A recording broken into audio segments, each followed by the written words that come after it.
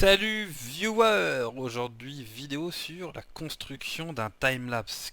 Qu'est-ce que c'est que le timelapse? Le timelapse, c'est la possibilité de faire une succession d'images à l'aide de photos qui donneront une vidéo.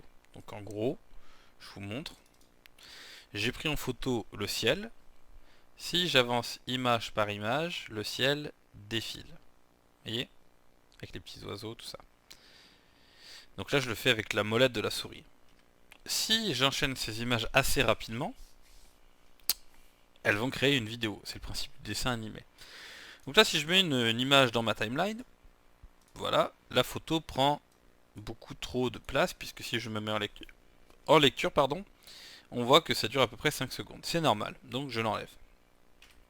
Au préalable, avant de la mettre dans ma timeline, je vais aller dans Options, Préférences, Modifications, et à la ligne New Still Image Length, je sais même pas si ça se prononce comme ça. Donc là j'ai 120 images secondes à 23,900 peu importe.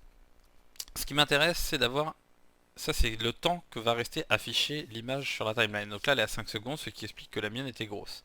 Je vais donc la réduire. On va mettre 0,03 dixième par exemple. Ok, appliquer. Je vais rechercher mes photos. CTRL A pour toutes les sélectionner. Je reste appuyé clic gauche sur la première et je la fais glisser à l'intérieur. Vous voyez, ça crée un petit pack de carrés là.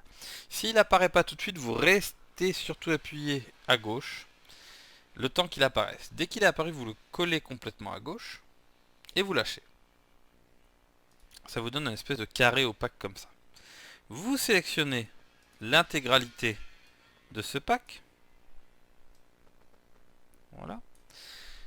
Alors je vais faire moins que ça parce que sinon vous n'aurez pas le temps de voir. On va faire 5 secondes, ça ira très bien. Donc je vais sélectionner que 5 secondes et je vais l'encoder tout de suite.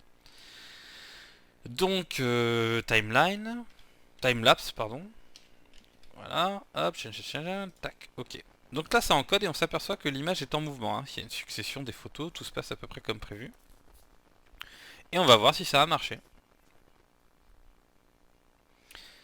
Donc là c'est à 100% mais on sait qu'avec Sony Vegas il faut toujours attendre un petit peu que ouvrir et le dossier et ouvrir classique se grise. Je fais ouvrir et voilà ce que j'ai. Donc ça a parfaitement marché. Et voilà. À la prochaine.